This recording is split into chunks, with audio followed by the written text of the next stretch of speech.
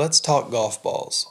With so many options to choose from, how do you pick the right golf ball for you and your game? This is going to be a quick video on how to pick a ball that suits you and help you get to shooting lower scores. Right out the gate, I'm going to be brutally honest. Choosing a golf ball is very important, but if you are someone that struggles to hit the center of the face consistently, then a golf ball is not going to make a tremendous difference in your scoring. That's number one. A golf ball is not going to take a 30 handicapper and make them Tiger Woods. That's just the reality. Once you get to where you're hitting the ball consistently, a good quality golf ball can make a big difference. And choosing the right golf ball specifically for your game can elevate your game and lower your scores. Here are a few things that I look for when choosing a golf ball. First, think about the feel. So you have softer golf balls and firmer golf balls. Some people prefer the feel of a soft ball coming off their irons, off their driver. Some people prefer the firmer feel.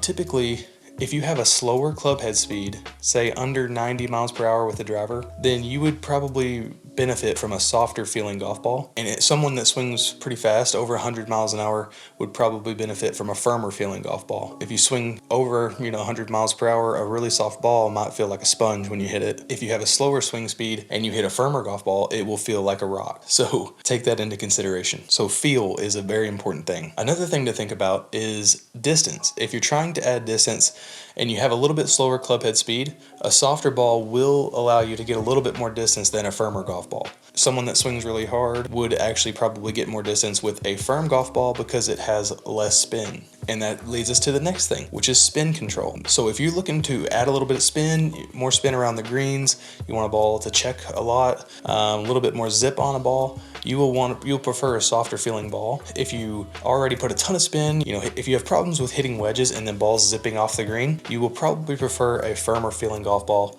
that's a little bit less spinny so you can hold the greens and not have your balls ripping off the greens. Another huge thing when considering a golf ball is the feel off of a putter. This is very important because the putter is used more than any club in the bag, oftentimes 30 plus times in a round. So if 30 or more shots in our rounds are coming with a putter, wouldn't it make sense for us to pick a ball that feels good off of the putter face? I think that is one of, if not the most important criteria when choosing a golf ball, is how that ball feels when you're rolling putts. Having a ball that feels good off the putter face will help a ton with distance control, lag putting. Make sure that the ball feels good with a putter. Another thing to consider is budget and price range. So pretty much every line of golf ball, Titleist, Callaway, Bridgestone, Srixon, all of them, they have intermediate, beginner, advanced, tour balls. You kind of need to figure out what your ball's doing and how your ball's reacting currently to your current swing. If you're hitting them way in the air, you may want a lower spinning golf ball. If you're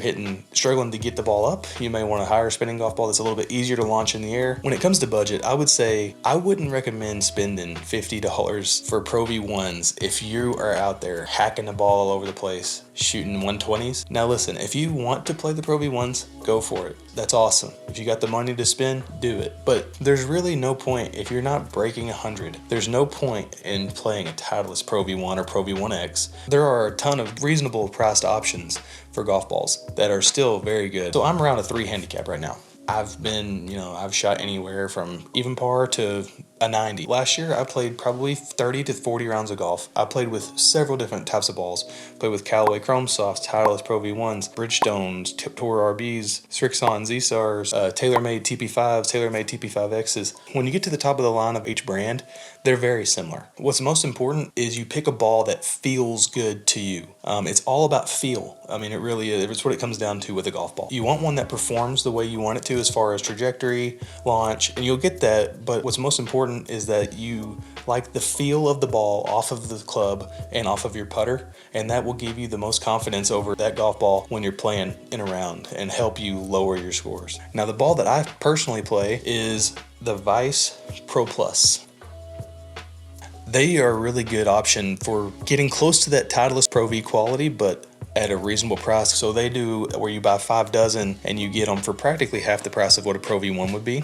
Now, I'm not saying it's equivalent to a Titleist Pro V1, but for me and my game and the way that I play, the feel from a Titleist Pro V1 versus the Vice Pro Plus are very similar, or similar enough for me that I am completely happy spending $25 a dozen for these Vice Pro Pluses versus $50 for a dozen Pro V1s. In the end, it comes down to feel and what's the ball that suits your game. I would recommend testing several brands, figuring out what golf ball feels the best to you and what gives you the most confidence when you're out there playing. In the end, that's what matters the most, is what gives you the most confidence to shoot the best scores. Hope this helps, guys. Thank you so much for watching. We'll see you on the next one.